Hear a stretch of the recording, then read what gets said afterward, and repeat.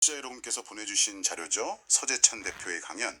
오늘은 이걸 바탕으로 해서요. 스테이블 코인이라는 게 도대체 왜 나오게 됐는지 그 배경을 한번 깊이 파고 들어볼까 합니다. 네, 이게 단순히 뭐 암호화폐 이런 기술 얘기만 있는 게 아니고 고령화 문제부터 부동산, 또 자동화와 일자리 문제, 심지어 돈의 본질에 대한 어떤 종교적인 성찰까지 다루고 있어서요. 굉장히 흥미로웠습니다. 맞습니다. 오늘 저희가 할 일은 그 강연 속에 흩어져 있는 여러 사회 경제적 변화들, 이런 조각들을 좀 맞춰보는 거라고 할 수 있겠네요. 왜 사람들이 안정성, 그러니까 스테이블한 걸 찾게 되었는지, 그리고 그게 어떻게 새로운 디지털 화폐 아이디어로 이어졌는지, 그 근본적인 맥락을 찾아보는 거죠. 좋습니다.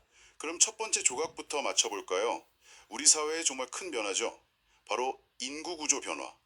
강연에서도 나왔듯이 뭐 성인용 기저귀 판매량이 늘고 어르신 유치원, 그 노치원이란 말까지 나올 정도로 고령화가 심각하다 이런 지적이 있었고요. 네, 그쵸. 동시에 이제 노년층이 자산은 가지고 있지만 소비는 잘 안 하게 되면서 부동산 가치도 좀 위험할 수 있다 이런 경고도 같이 나왔어요. 그게 개인들한테도 직접적인 영향이 가는 건데요. 한번 올라간 생활 수준은 낮추기 어렵다는 거, 그걸 뭐 레츠 효과라고 하잖아요. 아, 네. 경제가 좀 안 좋아질 때 그 타격이 더 클 수 있다는 거죠. 소비를 줄이는 게 말처럼 쉽지가 않거든요. 확실히 개인의 어떤 경제적 기반 자체가 흔들릴 수 있다는 신호로 보이네요. 맞습니다. 인구 문제뿐만 아니라 아예 일하는 방식 자체가 바뀔 거라는 경고도 있었죠. 자동화 부분. 저는 이 부분이 특히 인상 깊었습니다. 아, 그 샤오미 공장 이야기 말씀이시죠? 네, 중국 샤오미 전기차 공장인데, 아니, 축구장 100개 크기 공장에서 로봇이 하루에 차를 1000대씩 만든다니. 그 규모가 정말, 와, 네, 상상하기 힘들 정도죠. R&D 투자액만 해도 어마어마하다고 하고요.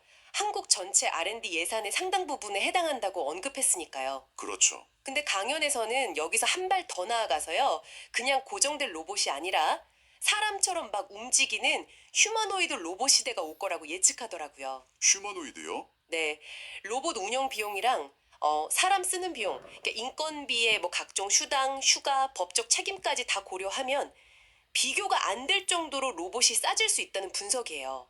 시간당 1,700원 정도까지 언급했죠? 와, 시간당 1700원이요? 그럼 진짜 기업 입장에서는 자동화를 안 할 이유가 없겠는데요? 제조업 고용에는 정말 큰 변화가 오겠네요. 그렇죠. 물론 강연 내용에는 뭐 한국 R&D 예산 삭감 문제라던가 중대재해처벌법 같은 제조업 환경 변화에 대한 좀 비판적인 시각도 같이 담겨 있긴 했습니다. 네, 그런 부분도 있었죠. 이렇게 사회 구조나 일자리가 흔들리는 와중에 우리가 쓰는 돈의 가치 자체도 불안하다는 지적이 이어졌어요. 베네수엘라 하이퍼 인플레이션 이야기. 이건 정말 좀 충격적이었어요. 아, 그거 정말 심각했죠. 돈으로 가방을 만든다거나 치킨 한 마리 사려면 돈을 배낭에 가득 담아가야 한다는 게 이게 현실이라니. 그렇죠. 내 돈의 가치가 그냥 매일매일 휴지 조각이 되는 거잖아요. 상상하기 힘든 공포죠. 튀르키예 리라와 폭락사례도 비슷한 맥락이고요. 터키 리라와도요? 네, 환율이 그렇게 급변하면 뭐 집값이 아무리 올라도 사실상 내 자산 가치는 오히려 떨어질 수도 있는 거거든요. 의미가 없어지는 거네요. 바로 그런 극단적인 상황들이 기존 화폐 시스템에 대한 불신을 키우고 결국에는 뭔가 안정적인 대안을 찾게 만드는 거예요.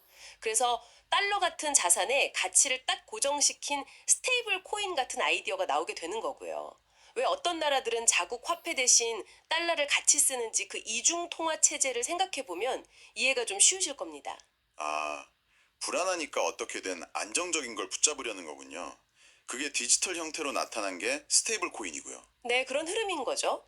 강연에서는 잠시 이런 현실적인 문제들을 넘어서서 돈의 의미 자체에 대한 좀 더 근본적인 질문도 던졌어요. 마태복음 6장 인용하면서요. 네, 보물이 있는 곳에 네 마음도 있느니라. 돈, 즉 재물이 가진 힘이 그만큼 막강하다는 거죠.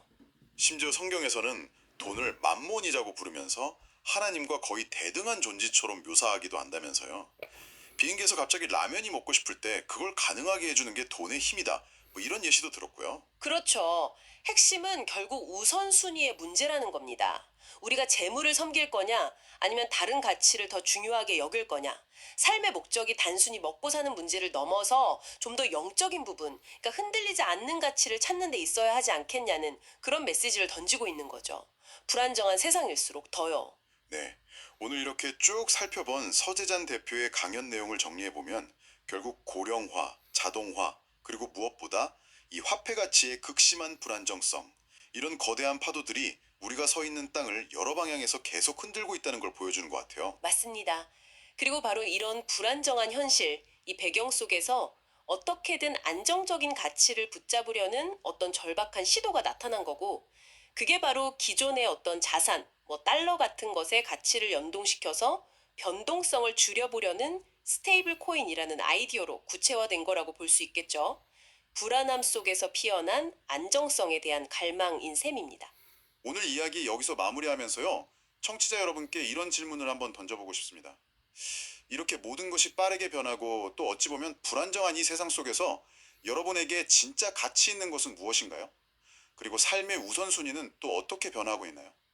어쩌면 이것이 이 시대를 살아가는 우리 모두에게 가장 중요한 질문이 아닐까 싶습니다. 다음 탐구를 위한 좋은 질문거리가 될 것 같네요.